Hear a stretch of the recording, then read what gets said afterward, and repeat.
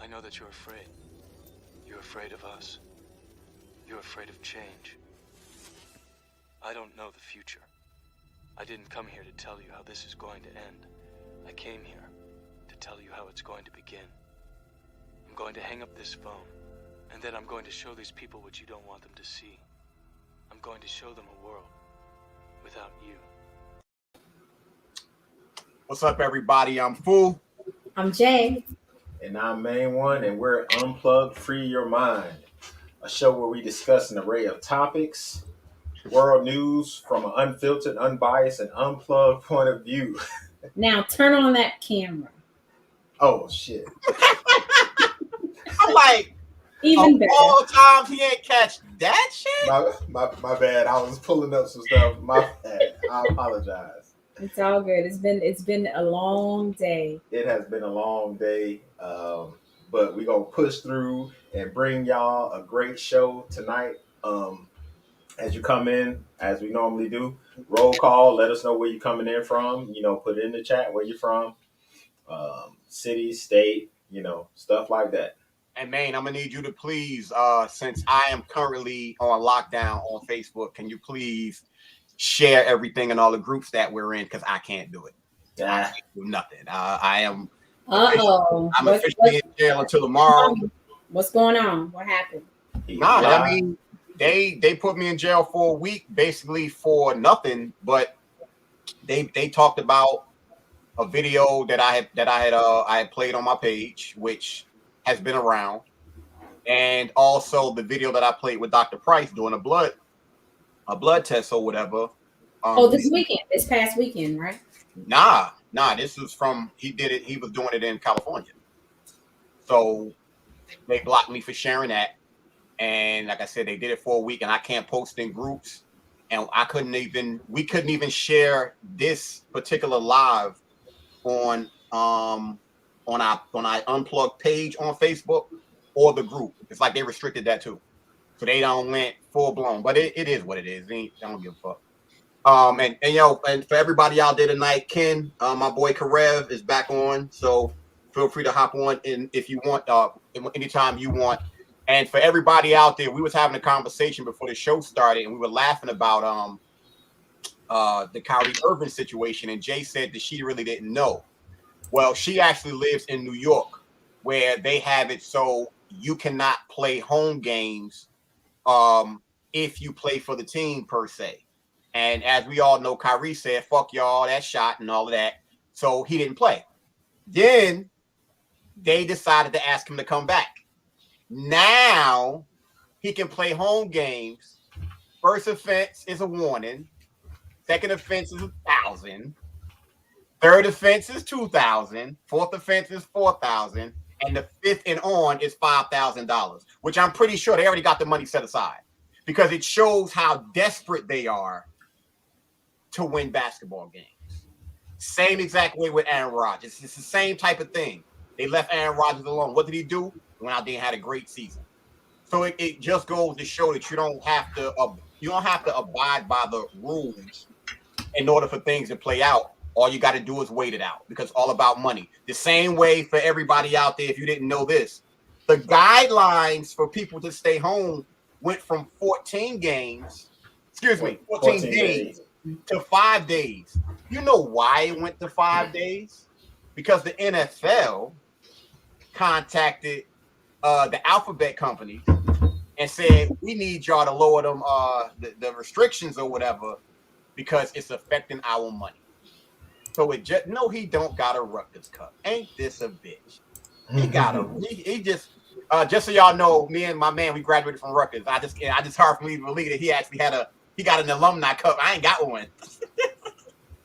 I don't have one at all. But we just know what we dealing with. I had to touch on that. I definitely had to touch on that. And but I'm gonna let man go ahead and do it.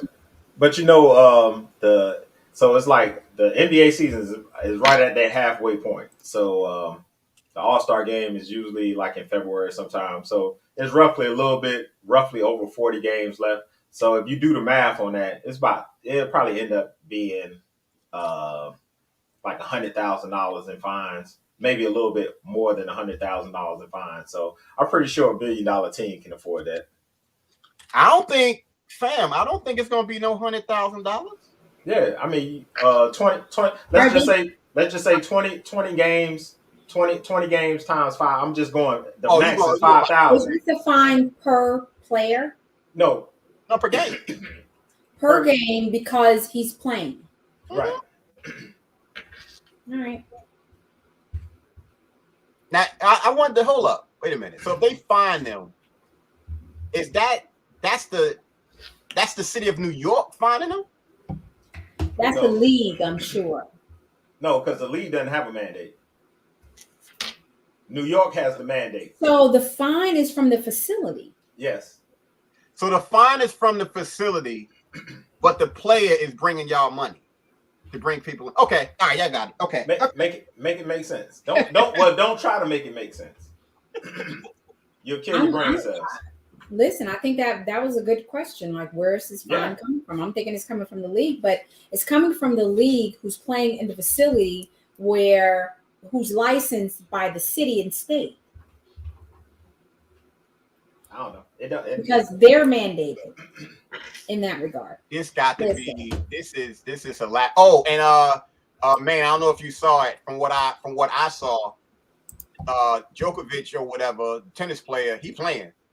He playing. They letting him play? Oh yeah, he playing.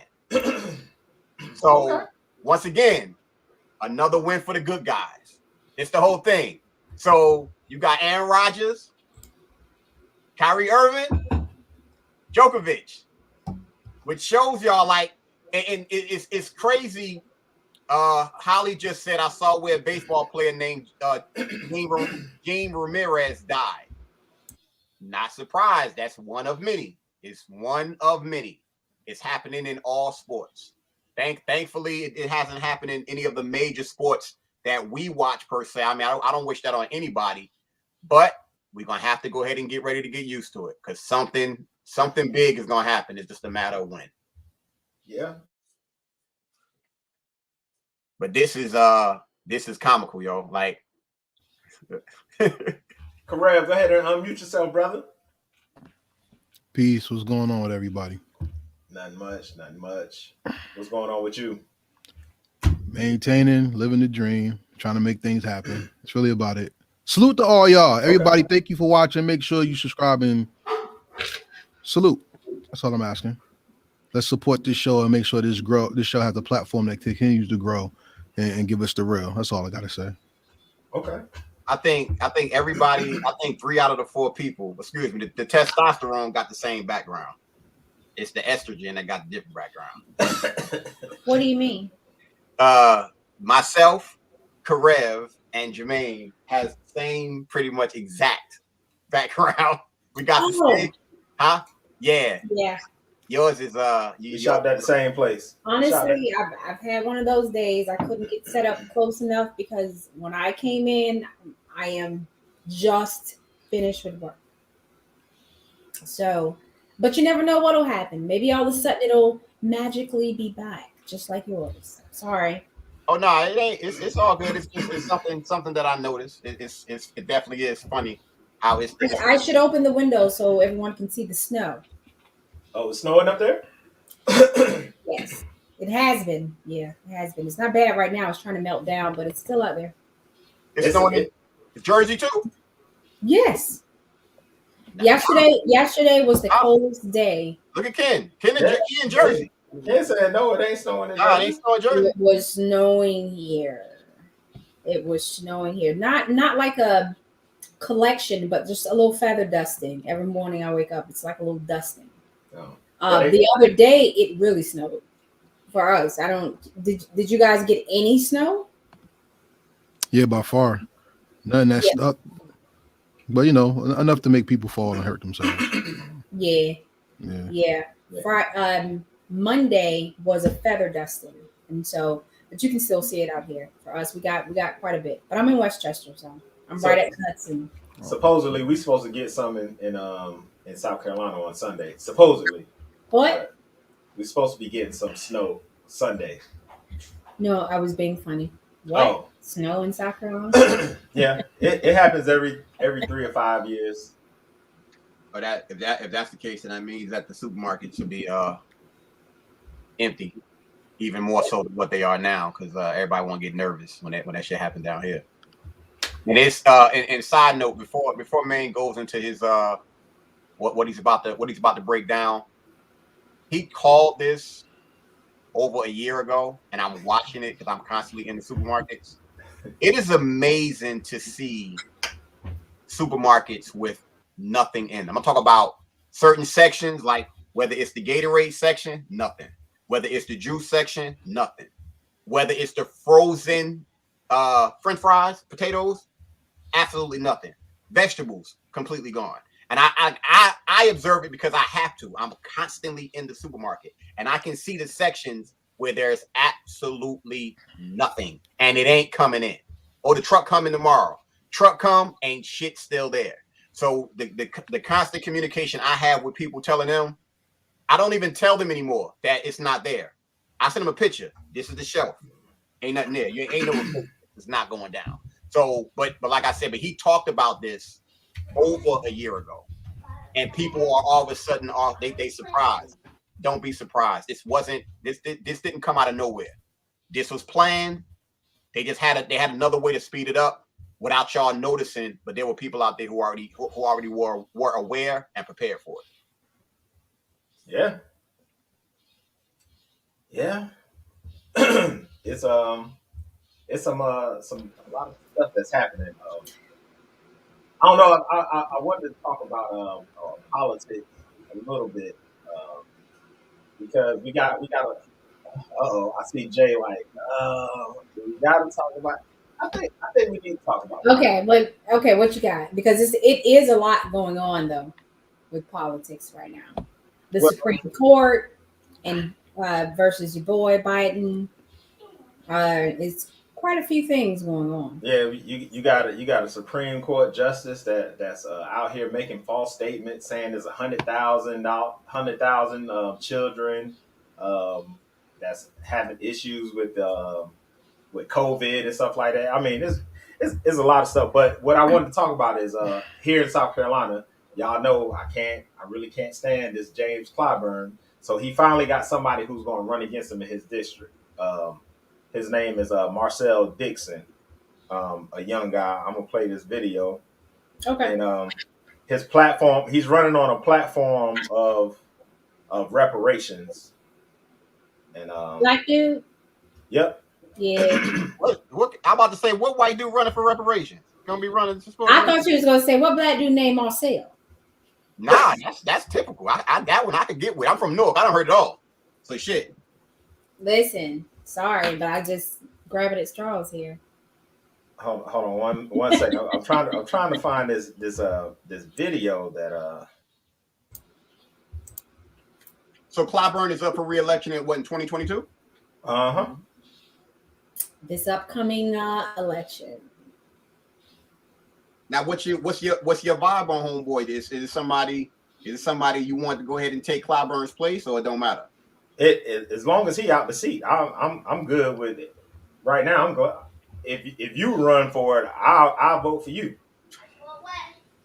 But I'm gonna cue this up real quick. And But if that's the case, my man, you got to get out. You got to do what I'm doing. I told you I'm campaigning against Stacey Abrams. You might as well get out and campaign against Clyburn. Yeah, but, I mean, it don't make no difference because it ain't my district. So.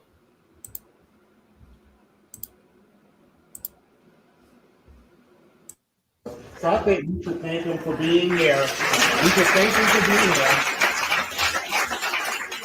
Congressman Clyburn, I love this handout, but it's missing one thing, and I'm gonna try not to get emotional, but I want to read it. In 2019, the average, and I know you know these statistics. So just to give everybody a little context, this was at a town hall that Clyburn he came to, and this is Marcel Dixon. This is the guy that's running to unseat him, and he asked him a question about reparations. The average wealth of the average white American family is $188,000. For Black American families, it's only $24,000. Now I'm Gullah, okay? 80% of rural land, black land ownership, has been lost since 1969. A white high school dropout has more wealth than a black college graduate. Per the Accountable USA and the Food and Research Action Center, your district and the district I've grown up in is the sixth poorest district in the United States of America.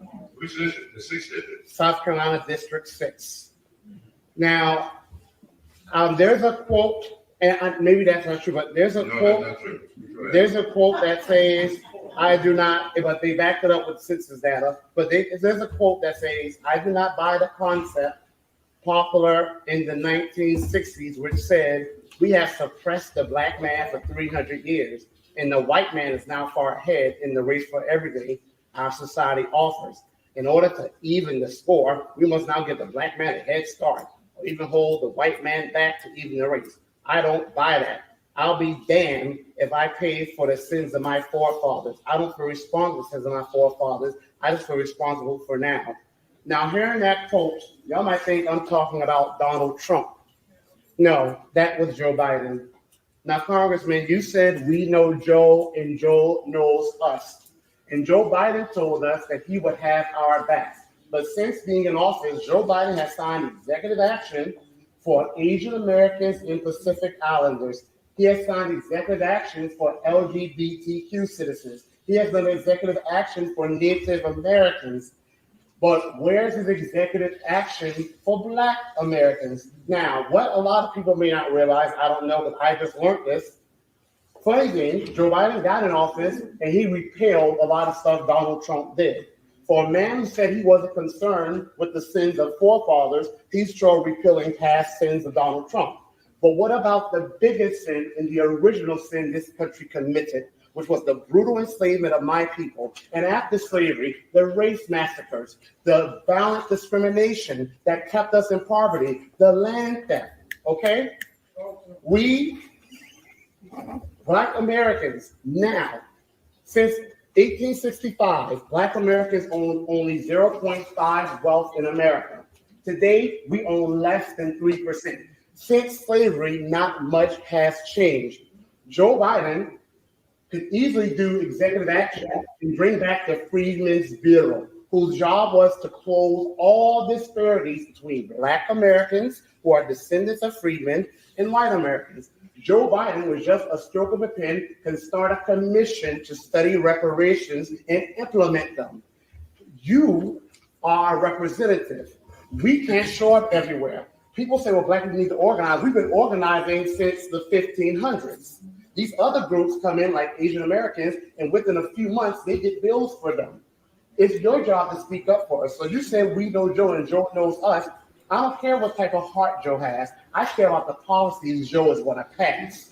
So why is it, Congressman Clyburn, that you do not support reparations and you do not push Joe Biden to at least bring back the Freedmen's Bureau to close all disparities between white Americans and Black Americans? We talk about a crisis at the border. What about the crisis in Black America? That was the difference is the crisis in Black America was inflicted on us externally.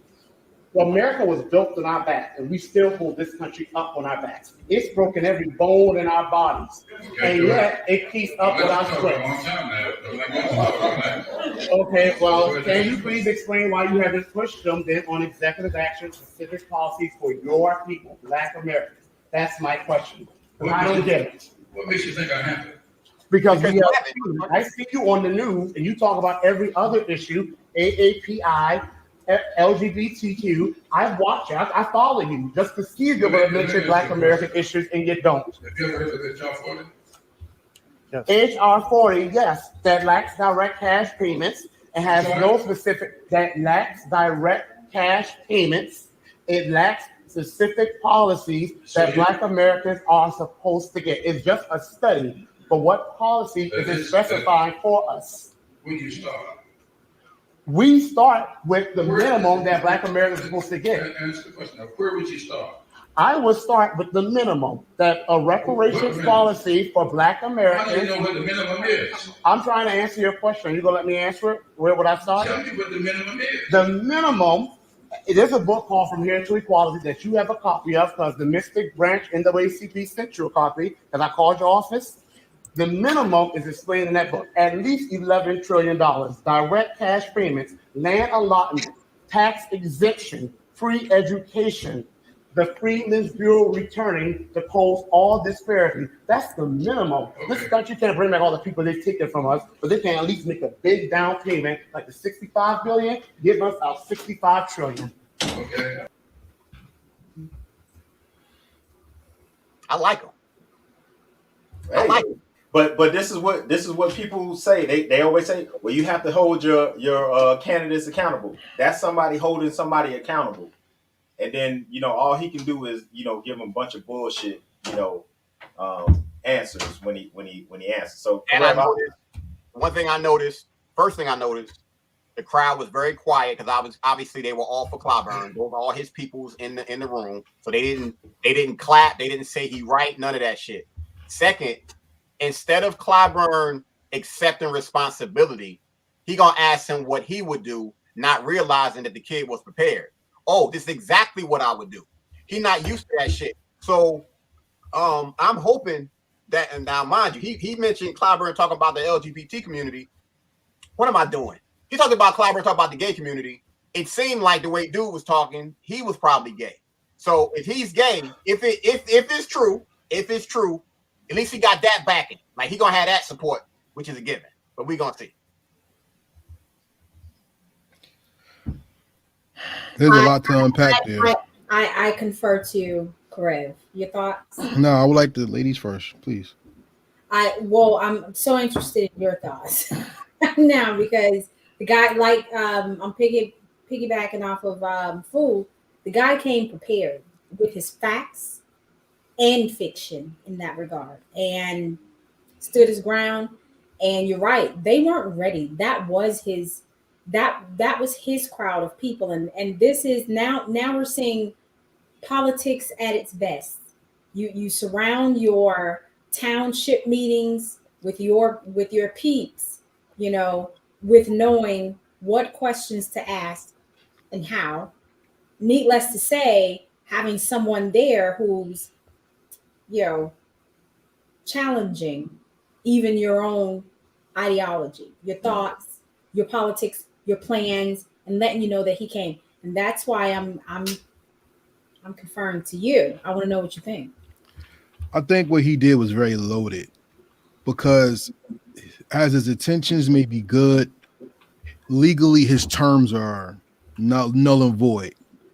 I really have to see our people get away from calling each other black, because in the form of law and in lawful terms, that doesn't mean you're going to get anything. If the first white man appeared in this country in 1865 on legal documents, black came later, which means there is no legal term to assess what a black person is or what they're given. We have to stop playing that game of color schemes when it comes to law, so we can make ourselves more legally binding to what we're trying to find. You see what I'm saying? As far as reparations for what's been taken, there's a lot that we have to understand before we go into that battle.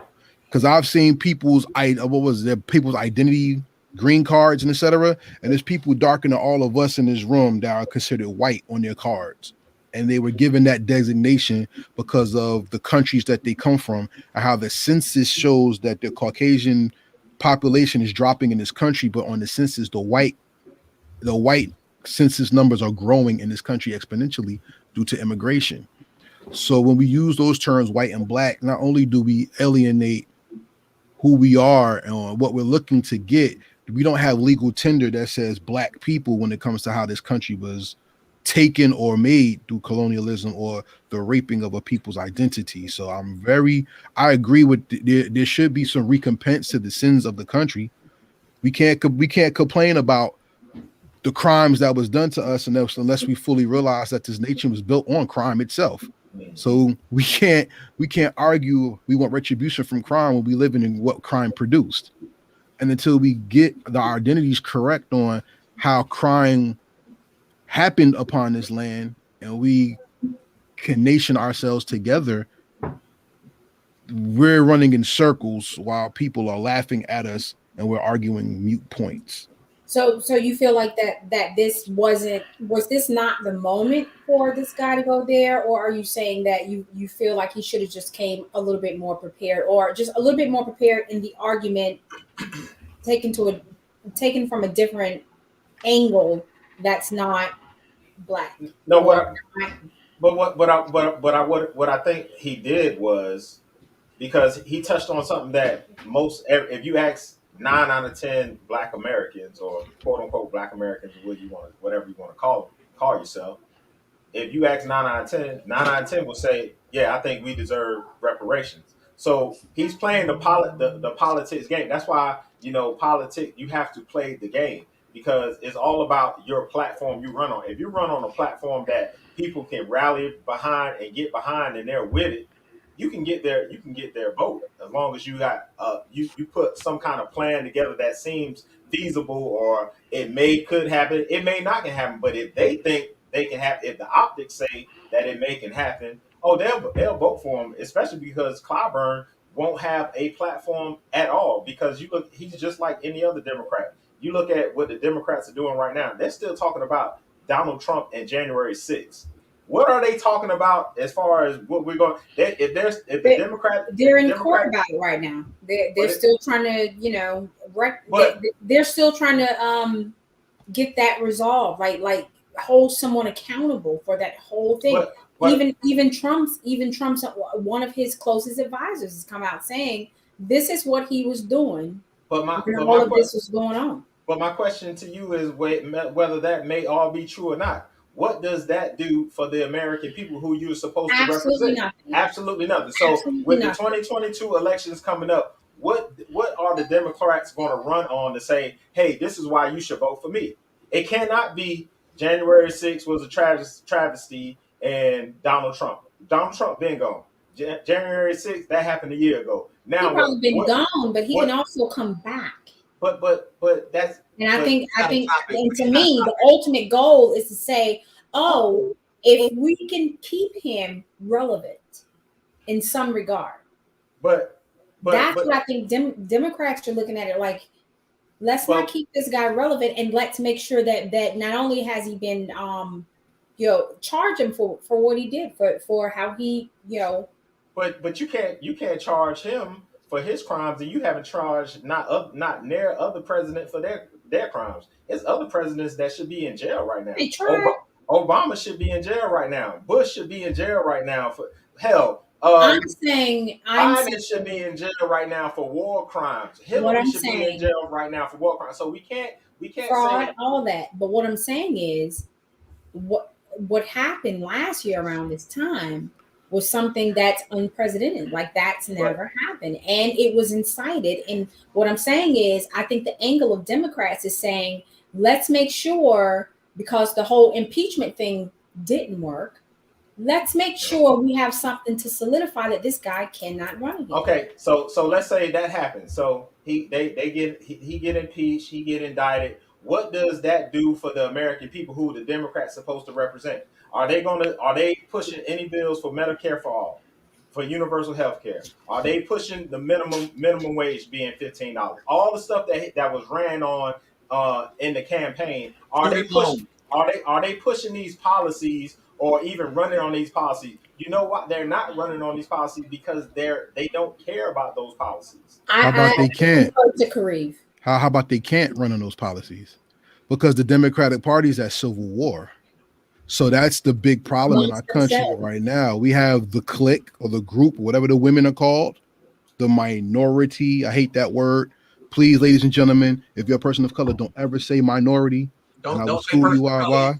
There's no such thing in this country at this point. Well, in this place, please don't call yourself a minority. But the squad, that's what they're called. Omar and all them other folks. Yeah. They're fighting an internal war to take the seats of the elder Democrats, because they say they're not adjusting to the times of this country. So they have a divide in the party right down the middle right there. the Republicans don't care about Trump at all. Honestly, they needed a white savior. You already know the great white hype, the guy, you saw the movie with the boxer. They want that. But what happened was Trump's power was so immense that even the power with QAnon, the independent parties grew exponentially and the Republicans got split down the middle. And then if you look at it another way, the Republicans and Democrats were actually switching parties at the time as well.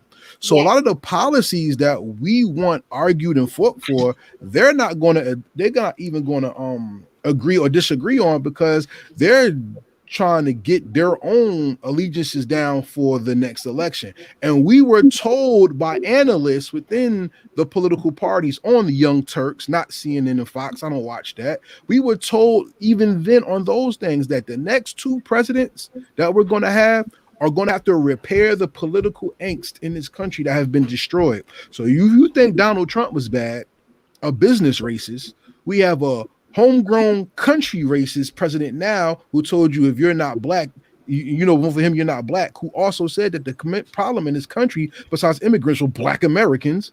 Now, the next person who's going to add into this soup of disarray that we have is still not going to deal with these things.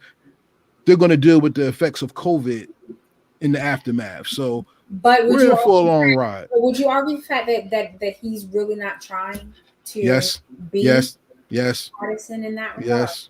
They're not trying for shit, because there's an underlying turn in this country that nobody's talking about on the regular news. Well, I'm more worried about, besides this, in reparations, which I know is never going to happen because it's contractually written how they took, why they take, and who's in control of the country. Correct. Check that out. I'm more worried about the war with the Ukraine. I'm more worried about how when America goes through a downside, we need a war to bring everything back. So the shelves are empty now until we go to war. That's what I'm more interested in. Isn't that a logistics problem?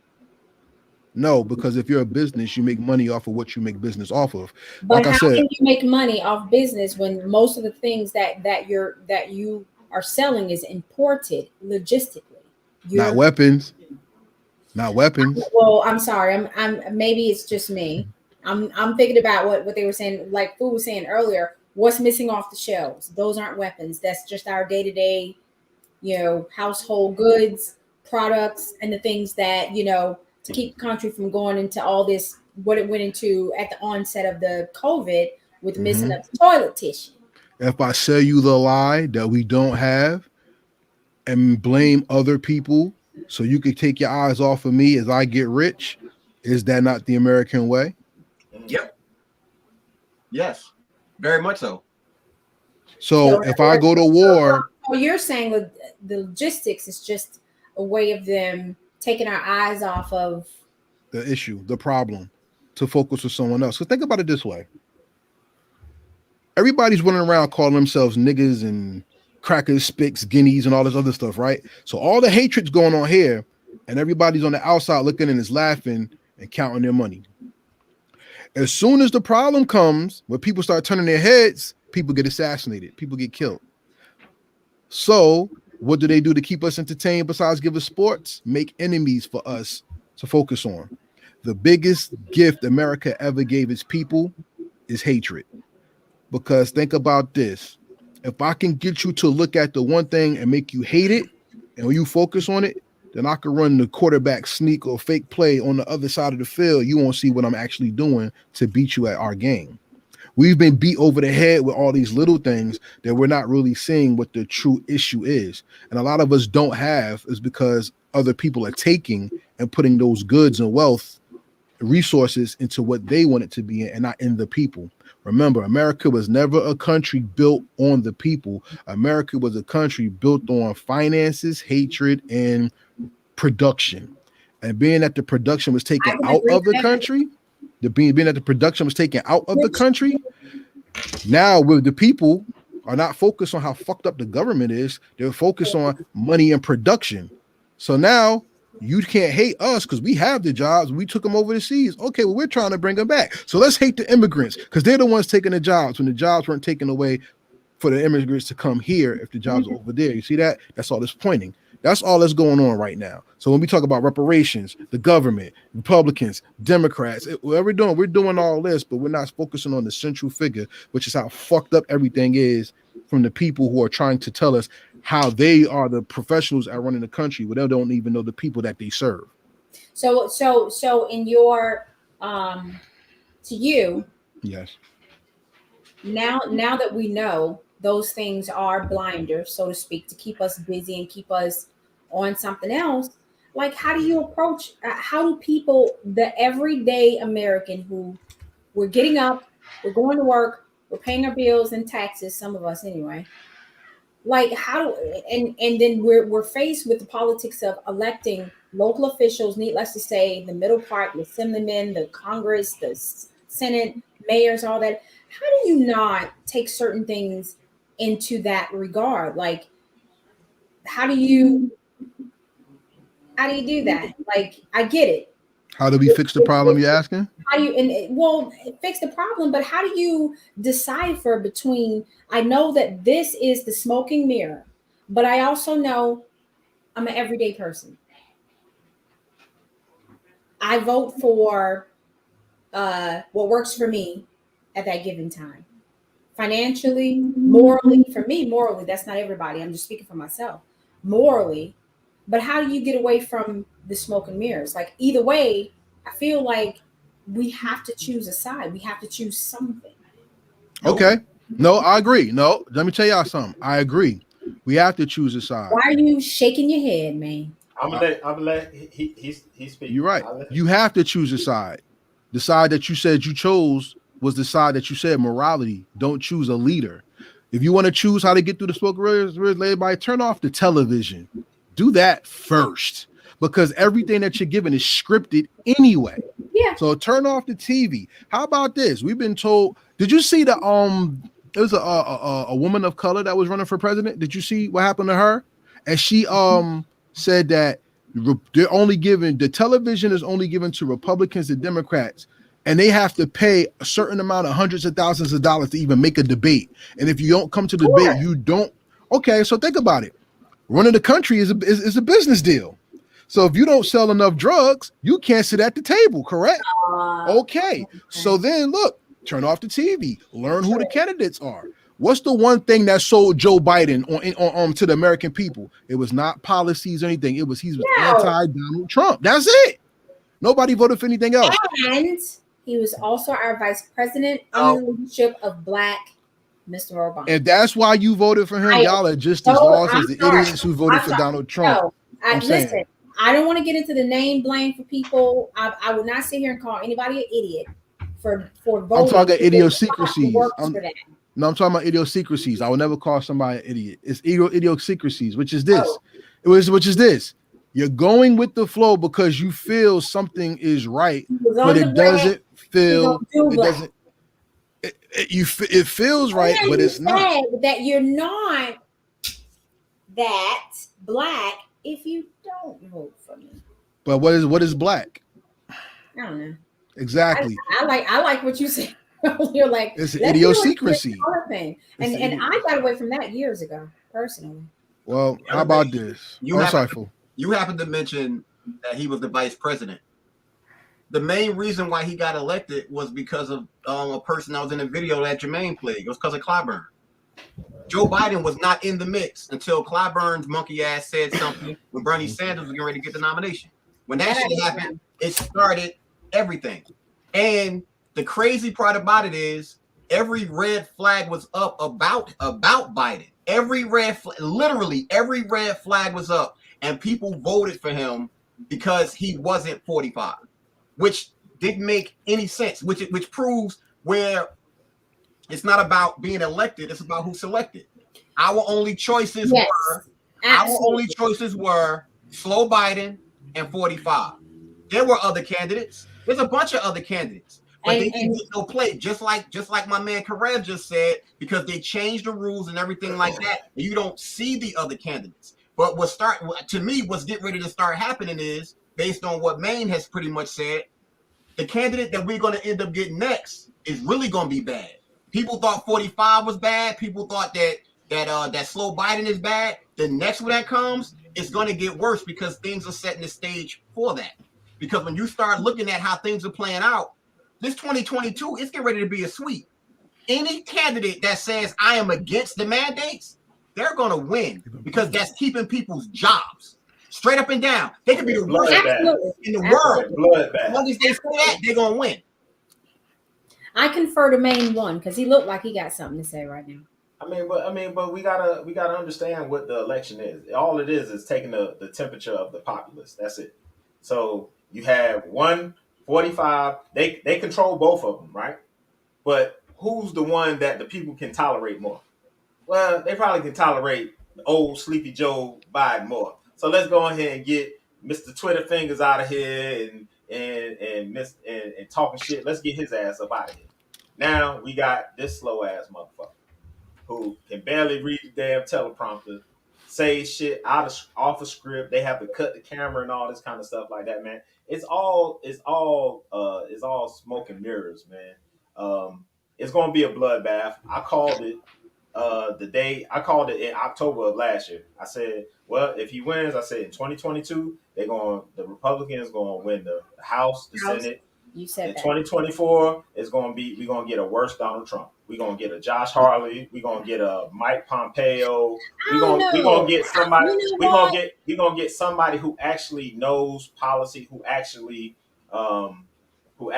knows what they're doing as far as what politics going. But to me, it's the hamster wheel. So we saw this with Obama. So Obama had the bully pulpit for the first half a year and a half when he first got elected, and then the whole shit flipped, and they got both the House and the Senate, and then they said, "Oh well, we can't do nothing because the Republicans got the House and we can't do nothing." So that's the game. They're like, all right, we'll put somebody in here, and they'll say, and then we'll change the House. Oh well, we can't do nothing because the House is Republican and they blocking everything that we want to do. When really, they really don't want to do shit any damn way. so let me say this, and I was just saying, I don't know, like I feel like with the onset of the COVID-19 and mandates and all that stuff that's going on, I know I shouldn't say that, but how do we know maybe an independent may not gonna happen. Never happen. You don't have enough. You don't have enough money. Think about. I confer to Karev. What you think? I'm gonna be honest with you. Who was the last independent who shook up the world, especially shook up America? Ron Paul. That actually was president. No. That just in office. Ron Paul. How about Jesse Ventura? Ooh. Do you remember how they tried to assassinate Jesse Ventura 3 times? Because he didn't want to stand on political policies from the Republicans or Democrats. So, can you give us a little background? Because I don't know. Jesse Ventura was a wrestler, and he ran for independent in Minnesota. Yeah, he was the governor. Governor of Minnesota. Yeah, he was a governor, right? And he basically, on his inaugural speech, he said, "This is the people of America taking the country or taking their state or something back from the tyranny of the government." And if you look at a lot of Jesse Ventura's videos, he was exposing the evils of the Democrats and the Republicans. And he's the one that helped coin the phrase, same coin, different sides, same value, which told you the Democrats and the Republicans are trash. And he ran independent because he did not want to sell his soul to either party because they were both wicked. If we got something like that in presidency, you know how much money will be on the line for this country to lose. You know how much truth will come out. You know how many people will lose power and how they're not trying to have that happen. We talk about stuff like, what's my man Epstein times 300 up in this country. It would be ridiculous. We're talking about like right now, we had a young man who talked about Black people getting reparations. If somebody actually came out of the independent and talked about the Articles of Confederation and how land was taken and the Trail of Tears were really given to people who we call Southern slaves who weren't really slaves, we would have a very serious problem in this country. Do you know how much America will owe Mexico? Because Mexico was everywhere from that country up to Oregon. How much money they will owe them? How about this? How about all the people, like I said, who are designated brown skin, who are considered white? Would they get kicked out the country and lose privileges? That's why they always use that thing. Well, how do we know who to give the money to? Because you have people that came in from there and then people came from there. Also, what they're counting is the people of Caucasian descent who came from the Dutch countries who call themselves African Americans and get those reparations as well. Well, not reparations, but the things that they get in this country for being quoted. Well, and the $5, the ones that coined themselves $5 slaves. I mean, $5 Indians. And they talk about, and those are Caucasians and Mongoloids. Those are not Negroes. So, realistically speaking, if an independent actually came to power as president, you would see civil war on so many levels. Because you know what? Think about the way we've been taught about our country, and I love our country. This is where my people are from before the lie of slavery that was taught to us from Caucasian people in charge of education. Let me tell you something. If we really look at the history of this country and find out what it is, and an independent gave us that information, you would talk about the overthrowing of government. And you know them Facebook posts you see where they see the rednecks and the Negroes get together to fight the government. That's this country's biggest fear. Yeah. I definitely could go with that one because at this point, with where the country is headed, it's scary to say that's actually not too far-fetched because certain things are getting uncovered that people don't know about. So censorship. Is it a possibility that could happen? Yes, but the candidates like Jesse the Body, surprisingly, he's still alive. But I know, but Jesse's older or whatever. He could probably help somebody run, but like he wouldn't run because he don't even want it because he's exposed so much shit. That's probably why they don't touch him because he knows where all the fucking bodies is buried. Jesse Ventura is that dude. But like you said, it would shake up so much stuff. But look how easy it was and you're right. We're close to it now. Look how easy it was for them to turn your neighbor against you with this shit. Super easy. I mean, they've been playing a race card for decades, for centuries. The race card been played, and in a matter of 2 years, they turned you from loving your neighbor to saying, "Man, get the fuck away from me. I fuck my neighbor," and all this kind of damn shit because of a damn shot.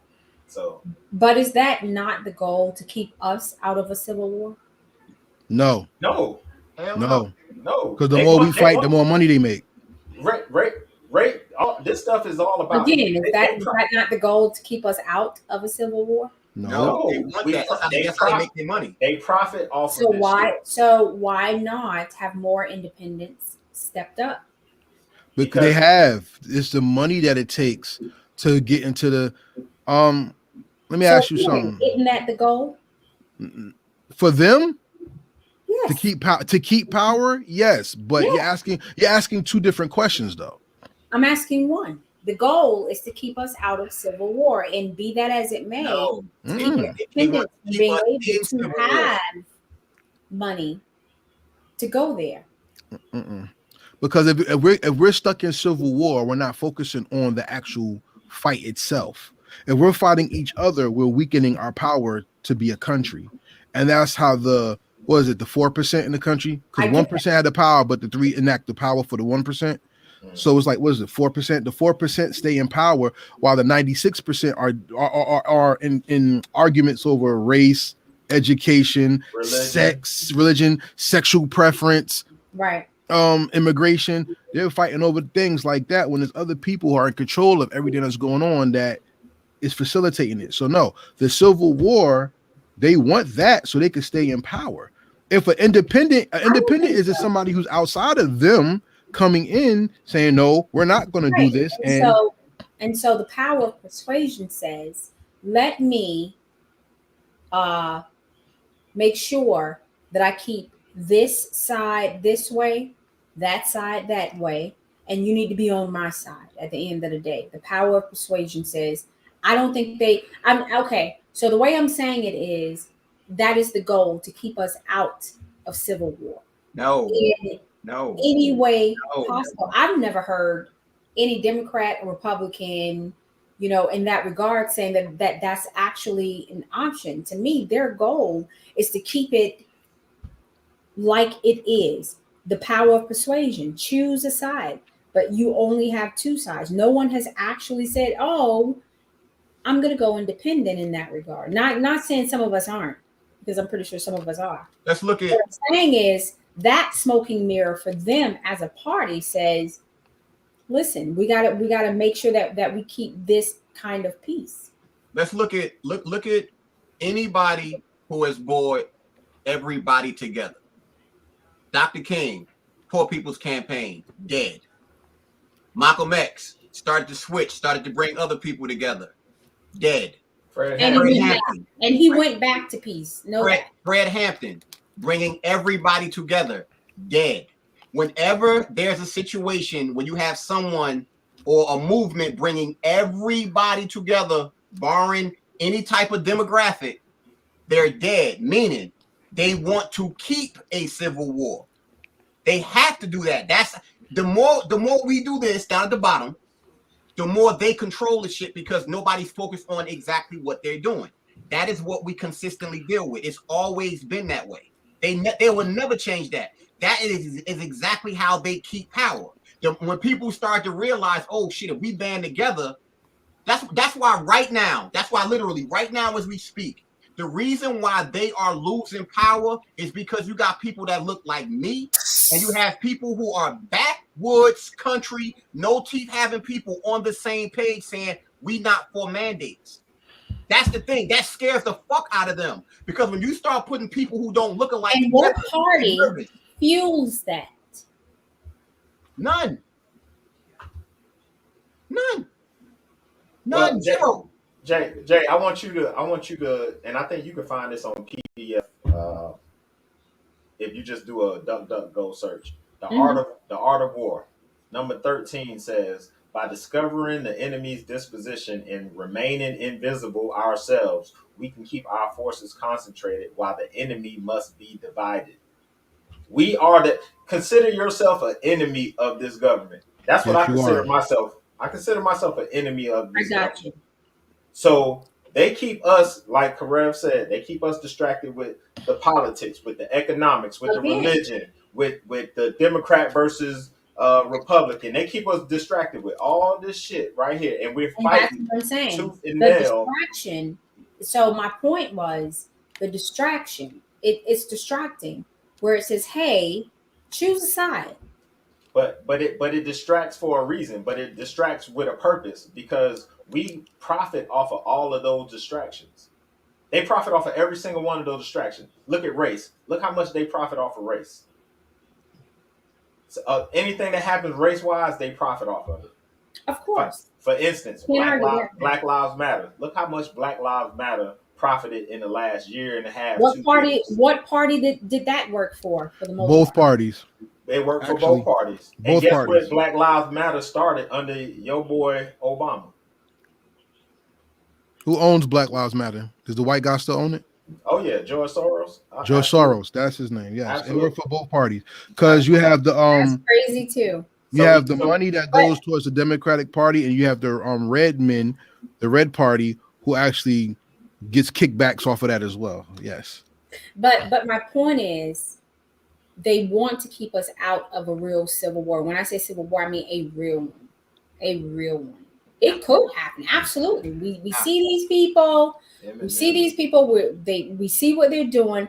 But to me, the parties are for the most part keeping us out of that by conditioning their people who they know who's going to vote for them to vote for them for either this reason or that reason. Because they know the American people are vested. They have conditioned them to be vested in the voting process. And again, that's what I'm saying. I mean, I'm not saying that they're keeping us out of a civil war specifically for the right reasons. What I'm saying is they know the part that they play in this, and they don't want to have us go there, so to speak. It, for them, benefits them to say, pick a side. Where are you going to spend your monies? Where is your actual loyalty in that regard when it comes to that? And it could be spoken. It could be this. It could be that. It could be LGBTQRM, whatever. It could be, are you for your money or not? Are you for your future, your 401k, your investment, your taxes? I mean, it's just, to me, it's just one of those things where pick a side. And then how do we know moving forward an independent won't come and say, you know what? You don't have to pick a side. They know that more people are. You can be independent. You have. They have more people eliminating themselves from the process, Well, and then they keep on making up shit as they go along. I don't know if y'all seen it, but now illegal activities can be taxed. If you sell drugs, like this shit was on the IRS website. This shit is fucking sick. These motherfuckers are desperate. That's the reason why all of a sudden now you're gonna get taxed or whatever because they looking at your fucking bank account if it's over $600 or some shit with payments. Bro, taxation is the best. This country's not making money. That doesn't surprise me. They're doing whatever they can to interfere, but once again, this is what happens. You start grasping at straws when you start losing power. That's why I said it. I said it like over a year. I think I said it a year ago in one of my videos, and I said there's a big difference between giving up power and losing power. We, on a whole, we give up our power to we just conform to what these motherfuckers say. On a whole, right now the people who are in charge or whatever, you can see that they're losing power because they keep coming up with new shit every single motherfucking day, and they keep throwing shit up against the wall to see what works, and people keep complying. But I wouldn't say that they're losing power per se. I think they're losing the illusion of their matter. The people have waken up to the guy behind the curtain, as in the Wizard of Oz. The Wizard of Oz. So now a lot of people are starting to wake up and starting to see the bullshit. But you still got a lot of people who are, I mean, hell, they can throw out the vote blue no matter who, and hell, 85 to 90% of black people are going to go vote Democrat. And imagine, ain't that a damn shame? Vote blue no matter guess who. what? And that's what I'm saying. Like, imagine the day, imagine in our time, the day where it comes where everybody's looking at that guy behind the curtains that's pulling the string and say, you know what? We actually have a choice. Yeah, but that day is coming. But you got. I'm almost sure. But you got to remember, choice is an illusion. Facts, especially if you're thinking you're choosing between two different parties and they all serve the same master. Yeah, choice is an illusion created by people with power for people who don't have power. So that's like going in the grocery store and you saying you want cereal, and you go down both sides of the aisle and there ain't nothing but both sides of the aisle is Cheerios. It's like in a red box and blue box. You ain't got no goddamn choice. It's like shit. Either you're gonna get the Cheerios in the blue box, or you're gonna get the Cheerios in the red box. Which grocery store are you shopping in? All of them. Every last one of them. Whether you vote for the lesser or two evils, you vote for evil. Yeah. But again, what happens today when people actually wake up and they notice, you know what, I'm in this grocery store, but there are a lot of grocery stores available with way more than Cheerios. Insurrection, and that's what America doesn't need, because if people stop paying into the system, then the system will fall. But they're banking on people not doing that, because you got a lot of people, but you got a lot of people who are just that's politics at its best, banking on ignorance at its best. But you got a lot of people who are just comfortable with just saying, yeah, fuck it, go along to get along. Like, I ain't gonna make no waves. I'm cool. I got my car. I got my nice little job. I got my house. I'm cool. Why I'm gonna rock the boat? Why I'm gonna make some waves? You got a lot of people who just willing to do that, they know that. They push all their chips to the center of the table, knowing that, hey, we got about 85% of people who, you know, they got a nice job, they making a good little bit of money. This fiat currency that don't mean shit. They got the car. They good. They feel good about themselves. They can go on little vacations here, and they good. That's why you can get them to say, fuck it, I take the damn. It's just a fucking damn shot. I've taken shots all my life, and It's like, bro. It's just so easily to sway people when you put stuff like that in front of them that they are so easily attached to. The fact that you said that makes me think about what I see every day. I'm in the supermarkets every single day, and I got to tell you, 96% of the people in the supermarkets are in there with their face covered. I'm not even going to say what, I'm just going to say face covered. And I believe that a lot of them do it just because they've gotten used to it. They think that they have to do it. They are under the impression that it's actually making them safer and everything like that, because they don't want to ruffle feathers. I don't get the looks like I used to get, which is cool. But whatever happened to having your own voice? Whatever happened to, if you don't stand for something, you'll fall for anything? That's exactly what's going on right now, because people don't want to stand for something. They feel as though there's going to be repercussions if they do that shit. To sit there and watch people get out of their car. I've seen this on so many occasions. Person get out their car, they to the damn door, they running back to the car to get something out their car to put on their face. Are you serious? Like, come on, man, stop it. But at the end of the day, you got to eat. And if this is the law and order in place, I'm sorry. I can be vigilant all day. I want to get out and feed my family. This is priorities, and I get it. We all need to be super vigilant. We all need to be that person and everything. But what it all boils down to is the convenience of where you're going to shop in your area, and if you can feed your family. And if that takes me putting on a mask, I'm gonna put one on. Here's the thing based on what you just said, which shows what would happen if people actually stuck together. They knew by separating people, long as they separated people, it would be easier. If you had 30 people walk into a store, and I'm talking about New York too, if you had 30 to 50 people walk into a store without a mask on their face, I guarantee you they're gonna let everybody in. They're not letting 30 to 50 people walk out of there without spending no money. It's not gonna happen. But when it's one person like me or somebody like Maine, it's a little different, because people don't understand when you actually stick together, you have more power. I get it. I get it. I get it. I get that. I absolutely get that. But let's come back to reality. This is reality. I need to feed my kids. Okay. My kids are hungry, as am I. Mm-hmm. So I need to do what I need to do at that time. Now you put something together and you doing that, and I get my shit together as far as, I don't know, farming, growing stuff, this, that, and the third. I'm all for it. But let's talk about the reality that we live in at this very moment.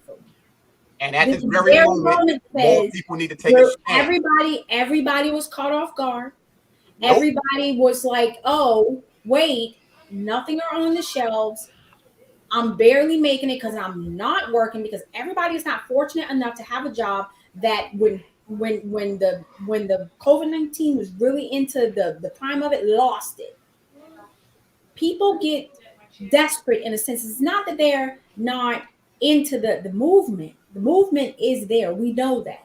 But I'm talking about every day waking up and not knowing where your next meal coming from. Get in that position, and you're gonna be in there with a mask too. Not true. Not me. Hey, but think about it this way. Hell, before this hit, it's been millions of people living like that anyway. Absolutely.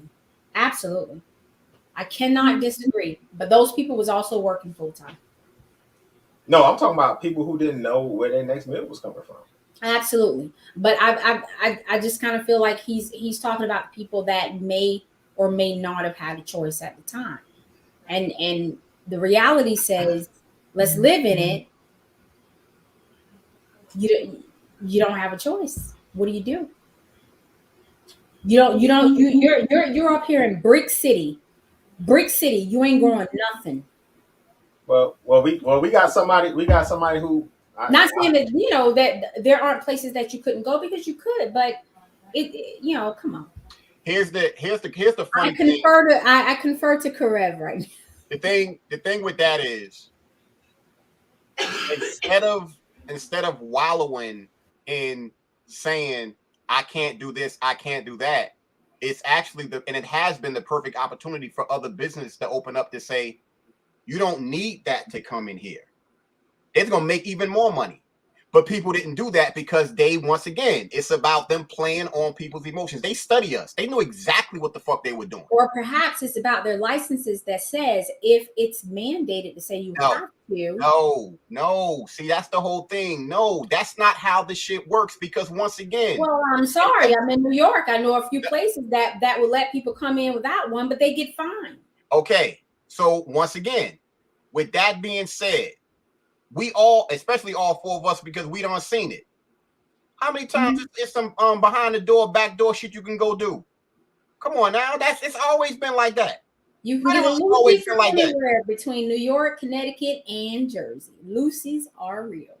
But at the end of the day, I feel like this kind of caught people off guard. Maybe this is the awakening for what's to come. And I'm not saying that more people shouldn't be on board. You should be on board. Now, this is giving you the reality of how you've been living your life. Maybe that'll pull you out and say, you know what? Maybe I need to be a little bit more resourceful. You had people that have been talking about this for over 20 fucking years. Yeah. Warning people about this. And nobody wanted to believe it. Then when they get put in their face, now they surprised. Nah. And that's the other problem. People been talking about this shit forever. It could be a crazy motherfucker on the corner talking about this shit. It's been in books with the speaker and microphone. It's literally been everywhere. And people played on it like it wasn't going to happen. And we've been lulled to sleep with this shit. So again, I confer to Karev. Please. Oh no, I was just laughing at y'all. Y'all are hilarious. I know. But no, everybody on here has made a point, and the thing is this: am I against people wearing masks? Hell no, because I work around some dirty ass folks, and they don't even wash their hands after they go to the bathroom. I don't want them touching me or breathing near me. So, because I don't want their air, I'll poison myself with my own air. I'm good with that. You know what I'm saying? And as far as businesses letting people in without masks, we see that all the time now. Like some business owners don't care. They're like, "Yo, just come in," because they're losing so much money. Right. And that's the thing about what's going on. That's why Kyrie's playing, because the NBA actually made money when he played. Did y'all see how the ratings went up? Yeah. Did y'all see how many more Kyrie jerseys were sold? No, I didn't. But let me tell you something. I don't watch basketball. I heard about it, obviously. Let me tell you something. If you didn't go to a certain place for a couple months and people loved you to the point when you walked in the door, they paid you to come back, and the business that you went into said, "Oh shit, we said she couldn't do this, but now she's here. Now we gonna have you come back." And think about it. The fine you said is like $500 to $1,000. That's not even a 1% of what they make the night that they play anyway. So $100,000, if it does sum up to that, doesn't really mean anything. They will pay for that, please. Kyrie Irving has made a statement. Aaron Rodgers has made a statement. And so many other players have made statements that the league is now going to have to repent for, because when COVID actually supposedly it goes endemic, we already been told there's going to be 2 or 3 more strands later. But when it does go endemic, as they're all saying, we're going to have a lot of people who are going to have to pay dues for what they did to people. And a lot of folks are going to have to recompense. And I don't mean people like Fauci who lied. I don't mean people like Bill Gates who lied. And everybody out there buying Xboxes, believe me, you're funding this bullshit. So y'all need to stop. All I'm saying is the people who are making the money, when they say follow the money, they're going to have to recompense. And there's going to be a lot of people on the lower level who's going to have to too. Like I was told my man up there before, look, man, I was in a situation where they were saying if you don't get the shot, you don't have a job. I can't wait for all the lawsuits to come out for people who didn't do this thing. Because a lot of people are going to have to pay back some phantom money. And watch they try to pay you in NFTs. That junk is not going to buy groceries, like you said. So we're going to have a lot of folks starting the revolution that we're asking about. And that may usher in the next president who's going to do nothing. So we have a lot to watch. It's a lot of vigilance. To me, it's something to consider. Like, again, I'm not saying do it or not do it. I'm just saying at the time, people were panicked. And they had us by the balls, so to speak. No, they didn't have my motherfucking balls. They had you by the balls. Go ahead and say it now. Nah, that's the whole thing. You can't. The way I've always felt, and it's great. It's anybody who actually knows me, they know how I am. If it look like shit and smell like shit, it's shit. Bottom line, the point blank period. And so bottom line, good for you. But there are people that didn't have options. No, that's the whole thing. You always have an option. It's what you succumb to. That's the problem. That's the reason why you had this whole thing. This the whole thing. There were plenty of jobs out there when people said we ain't getting it. They walked off. What happened? They went back to them and hired them back because they needed them. That's the fucking problem. When you do shit individually, that's when they win. I when get you it. when you do shit collectively, and when somebody needs you, prime example, Kyrie Irving, that shit right there is so powerful. I And he get was it, one man. bro. But let's have a conversation. He can afford to do that. That's the whole thing. But it wasn't about the He's set about up the to money. do that in that regard. But what I'm talking about, regular folks who's working at, and there's nothing wrong with it because I worked at one too. Fast food, retail, all these places. That's like, look, this is what they're doing. Don't get me wrong. Coming forward, it's going to be some retribution to that, possibly. I'm sure lawsuits, all that. But you are living in reality. We are here. It is survival. Look, let me just interject on that level. Y'all both right. And let me tell you how I see it and what I've experienced. In Newark, New Jersey, they have imposed the no shot, no entry to people who do the events, right? To go to like venues like the Prudential. But the workers at the Prudential, they tried to mandate them and they said no, and they all left. How is the Prudential going to actually do something? Now you're right. Now also to your point, you said regular people who work regular jobs. Those were regular people who work regular jobs, yet they still kept their jobs without getting the shot. So I get what you're saying, because there are people in my job right now who are teachers and who are scared to death of losing their employment, and they're like, "Look, if I have to take it, I got to take it."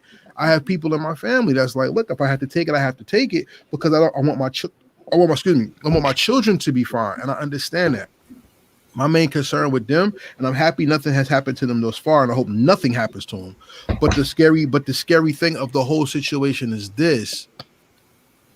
Andrew Wiggins said it best on the Golden State Warriors. He said, I feel like I gave up something where I don't even have control of my own body. And look what's happening to me for me just to play. And a gentleman from the Atlanta Hawks took the shot and lost his entire NBA career through the blood clots in his heart and his legs and in his knee, because now his life is over.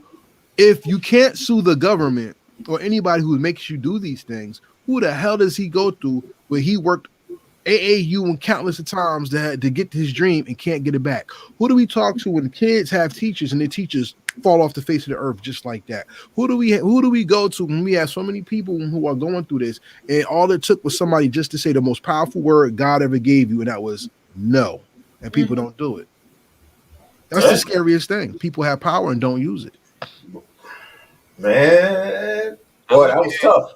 I'm looking at a situation, and I'm not gonna put anybody on blast, but I'll just bring up the scenario. Ken works for a particular entity or whatever. You said the name? No, I'm talking about my man. I'm talking about he works for a particular entity. Oh, sorry. I know someone who works for a particular entity. This person said that for the few people on the job who did not get the pinch, they're going to be subject to weekly testing or something like that. Now, the people who got it, I know for a fact because this person tells me they are consistently sick every week, not coming to work. They aren't subject to that same testing. Why? That makes absolutely no sense. And the people at the job need to be sticking up for that, because why the double standard? How is it that these people who are allegedly protected constantly sick? Perhaps that's that particular organization, because I have the same thing where I am. And if you're sick, period, you have to test. No.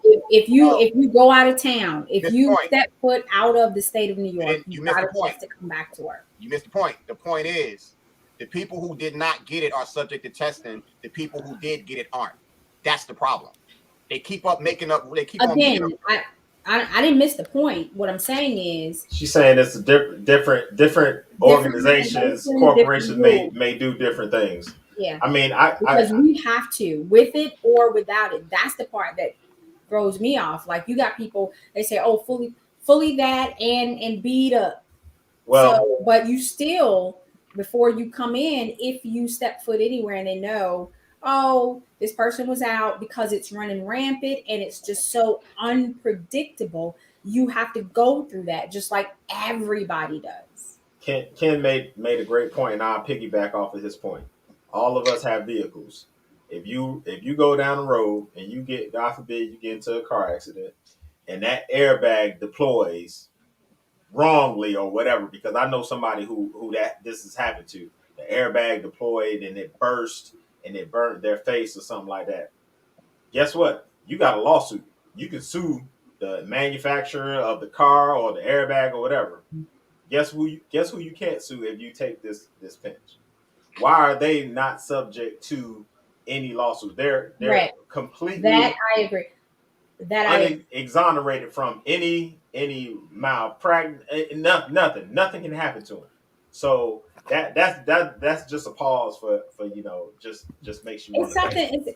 It's something to think about. And I'm not saying that we have difference of opinions when it comes to certain things, because I'm looking at the scope of everything. I'm looking at not just people in certain situations. I'm looking at everybody. So it's different rules, different places. As far as the athletes are concerned, these people who probably already got money banked, probably are. My thing is, when it was happening at that very moment, a lot of people didn't have no choice. And I'm not saying that I'm not saying they did the wrong thing. I'm not saying they did the right thing. What I'm saying is they did what they needed to survive. I want to show y'all the lunacy in the conditioning that we say it just didn't take long for them to condition people to do this. This was on New Year's Eve. This was on CNN actually, when they had their little New Year's Eve thing or whatever. I hope you ain't ready to play what I think you're gonna play. I want y'all to check this out, right? So this guy right here, he's proposing to his fiance. A lot of proposals happening, and she said yes. She said yes. Watch it. Yo, we need to follow up with some of these couples 9 months from now. You know what I'm saying? So he proposed. They really just kissed with a mask on their face. They kiss with the mask on their face. Lunacy. So now that's my fiance, right? She about to be my wife forever. I love her. You couldn't pull the mask. You kissed through the mask. Come on, bro. Lunacy. I just want to say this one thing, and I'm gonna leave it alone. Y'all can have that point. What happened to the video where the guy from Pfizer said black people have no souls? Let's start at Africa because they're irrepressible. We'll put our medicines there and see what happens. What happened to that? What happened to everybody said, well, this is different from the Tuskegee experiment, but you're still experimenting on people's lives. Yeah. What happened to damn, yo, what happened to the? I know, I'm sure y'all got the videos that y'all can load up somewhere where we heard when Trump said we're going to get vaccinations, and the people in charge now said, no, we're not, because you can't mandate it. Then they mandated it. Oh yeah. What happened to all the lies Fauci told? What happened to all the lies Bill Gates told? What happened to Delta? Why is Omicron the main thing, and now it's not strong enough to do anything? And then IHU came out. Now we got Flurona. Why does everything keep changing? Flurona. And now we got Deltacron and all this other stuff. And here's the main thing. They said another strand is coming before it gets endemic. Yes. So if they're already telling you what's going to happen, and remember, if a regular cold is COVID, and now they're adding shit to it, and the winter is when it's worse, then you're telling me by the turn of the season, which is naturally when colds subside, it becomes endemic. And then in 2023, we're going to be on the downside of it, and it's endemic. And then we go into what's going on next. We're going into Nazi Germany and the time of papers. And if you have to walk around with a paper, it's a problem. North New Jersey says you can't go into these places unless you have deep religious convictions. How do you prove your deep religious convictions unless you're walking around with your religious exemption on hand? We're getting to a point where we're throwing away the baby with the bathwater. We're looking at what people are saying, and they're ignoring the common sense logic that goes with it, just to listen to people who we deem as our leaders. Fauci never led shit. He actually led a woman to jail who exposed him for the AIDS medicine that he wanted, the HIV thing he wanted to come out with. Joe Biden, our fearless leader, is the same person who said black people are the problem with America. Yeah, he's president. And he had one of the founders of a KKK group as his backing when he ran for what, governor, a congressman or something? Oh, and he didn't want his kids growing up in a racial jungle. Don't leave that one out. I don't either. All I'm saying at the end of the day is this. I'm tired of having dumb conversation with intellectuals, and it seems like that's what every day has come and turned into, where we're arguing. Smart people are doing the dumbest things. You want to know how easy it is to trick us on this thing? I'm gonna give you a common sense lesson that we know that we take for granted. Let's go. Everybody has to eat, right? Yes. Where do we get our food from? From the grocery store. Nope. You can get food from there, but I don't have to go to a grocery store to eat. Let me ask it a different way. What's the simplest food that you can eat that could produce more food? An apple. Well, that's a fruit. Why in school did they teach us that? Well, my school taught me this. You have to go to the store to get food. You can't grow your own. Mm-hmm. So they taught us that in school, and God told us, whenever you eat a fruit, keep the seeds and plant them so others can eat. And then he showed you how to divide the crops so that if there's poor people, they can eat from the outskirts of your crop, but you always harvest the inside. We're throwing away seeds depending on people to give us food when we have the right to grow our own food right there. So we were taught to throw the seeds away when God says that's how you eat. How the hell am I going to be surprised when people are taking shots because they just listen to anybody tell them some bullshit anyway? And we were taught bullshit for many years. That's called American education. Yep. Coming from an educator. Hey. Sounds about right. Yeah. And yeah, with what we're going through, well, it's be a lesson learned. I think lesson learned. With the next few minutes, let's transition to something a little bit more lighthearted. We're going to go to a segment we call News That Will Positively Get No Views. Stick around, Karev.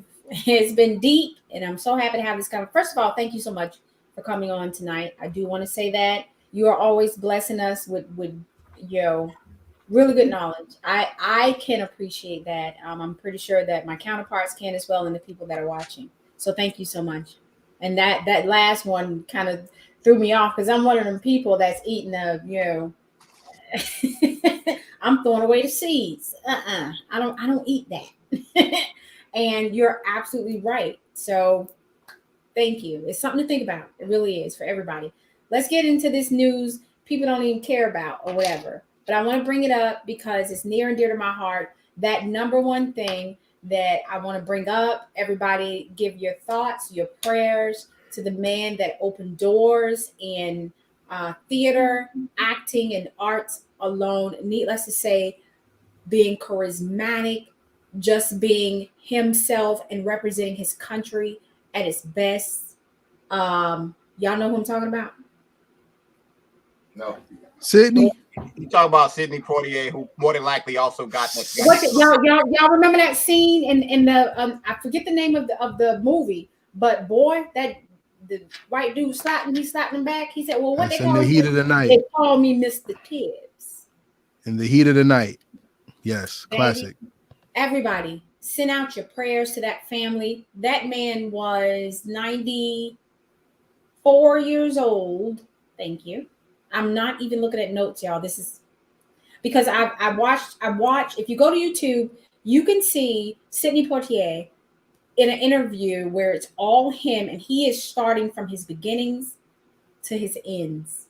And I think at the time it may have been 2005, and he was around 80 something, and it was one of the things that I watched, and I was already a fan of him, because he really opened doors. Now a lot of people say, was that the guy that was playing the Uncle Tom dude, this, that, and the third? Sidney Poitier, and I'm not disregarding, the first set of actors and artists that came through, the 20s when things went to film and everything. But I can tell you this: Sidney Poitier, he opened doors. He was self-taught. He had a language barrier. He had a language issue. He did not graduate high school. He came up to New York, in the midst of the endings of the Renaissance, and he just made a life for himself. And in that interview, I want y'all to pull it up. It's just him. If you see him sitting on the sofa, that's him. It's not a reporter or nothing like that. It's just him telling his story. When I tell you, he is the most prolific actor, artist, period. When I say artist, I mean music. I mean every area of artistry when it comes to a person of color. Self-taught, self-made, everything. And he's gone. So this is for Sidney Poitier. Y'all watch some of his movies. I can't stress it enough. He was just all around a great person. Really, he really was. And shout out to the Caribbeans, the islands. He represented it well. He died there in his home. So one of the biggest actors in Hollywood was once the highest paid actors, not even black, the highest paid actor in Hollywood, in his time. We should celebrate that. Okay. I'm sorry, moment of peace, Moment of silence. That was a moment of silence. Yeah, silence and peace, because he really was that person, and he never changed. Hollywood didn't change him. As a matter of fact, after a while, he refused to live in Hollywood as was totally needed to, and then he kind of went against the grain. Now, of course, he chose his own course of life with whom he wanted to spend the rest of his life with, but that was his choice. Still, can't take away from the man and talent. No, you can't. Yes. Secondary, of course. Let me think if it's anyone else that I need to make mention of. Not really. Bob Saget, Full House, TGI Friday, the TGI Friday guy himself. He just passed away a couple of days ago. He was found in his hotel in Florida. It wasn't drugs or nothing like that or whatever. But I can tell you the absolute scuttlebutt was he had just had that. And he had said even in his live shows that, he wasn't feeling himself. And then this happened. And so I'm not saying that that's absolutely what it was or that's what contributed to it. But side note, based on what you just said about Bob Saget has been known for having drug issues or whatever. And notice how no. I don't know. No. He has had drug issues in the past, but unlike DMX, when he died, they immediately said he overdosed. They didn't do the same thing for Bob. Listen, absolutely. The PR people cleaned this up. They cleaned it up. They said it was no foul play. It wasn't drugs involved. The only thing that kind of came out was the fact that he had been sick with it, with the latest variant, and whatever. I don't know if it's one way or the other. And even when it was my boy DMX, the greatest of all time, one of the greatest, I never sat here and said that it was that took him out. I didn't know. I don't know. It was anything. Could have been anything. It was.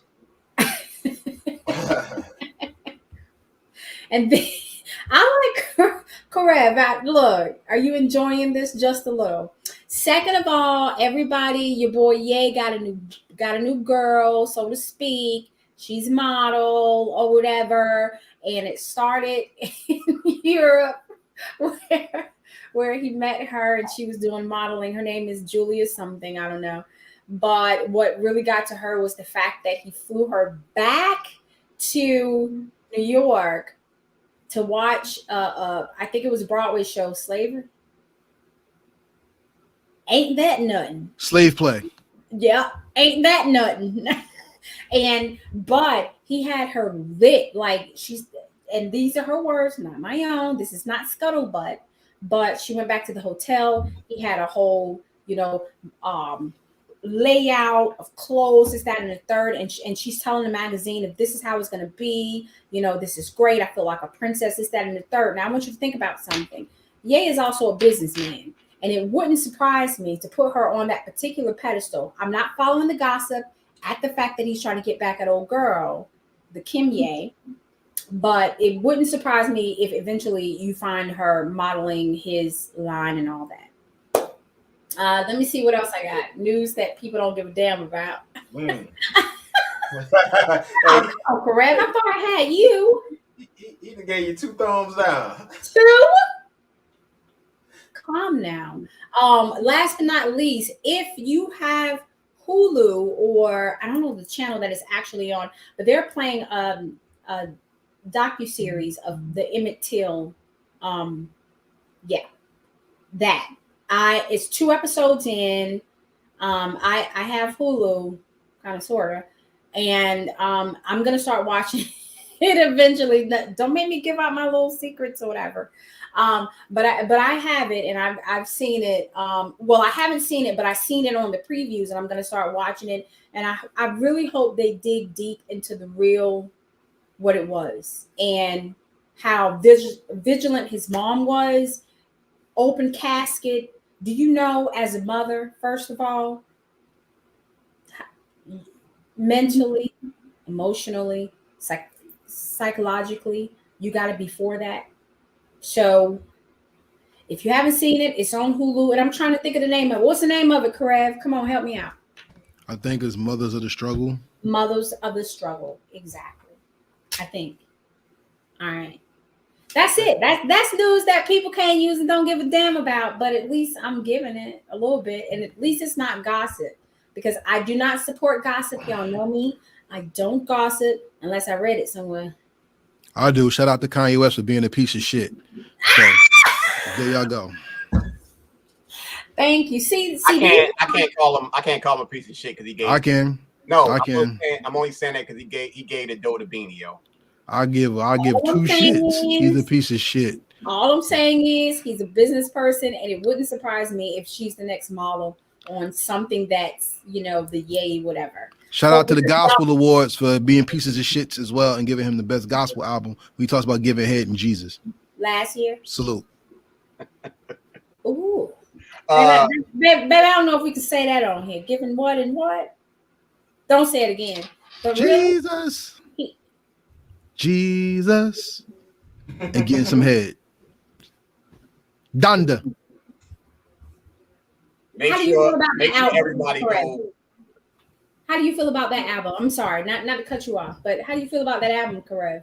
Oh, it's a fabulous piece of trash. I mean, I like the music. I just don't like Kanye. And he's working on number 2. That's my last piece of that. He's working on like trash. You can't get rid of it. It always comes back. Thank you, Unplugged people, for putting up the news that you can't use. You don't give a damn. Whatever. So as we end the show, we'll just do something. We'll give our last Unplugged line. So whoever want to go first, give your last Unplugged take for the night, and we'll end it. First and foremost, yo, Ken, let everybody know about your platform. Thank you very much. I represent Heritage Hip Hop. We are the 30 for 30 for independent artists and independent music. We are more than music. We are God's heritage, and our art is hip hop. Since he gave us our art, then God's heritage is hip hop. So you can follow me on heritagehiphop.com.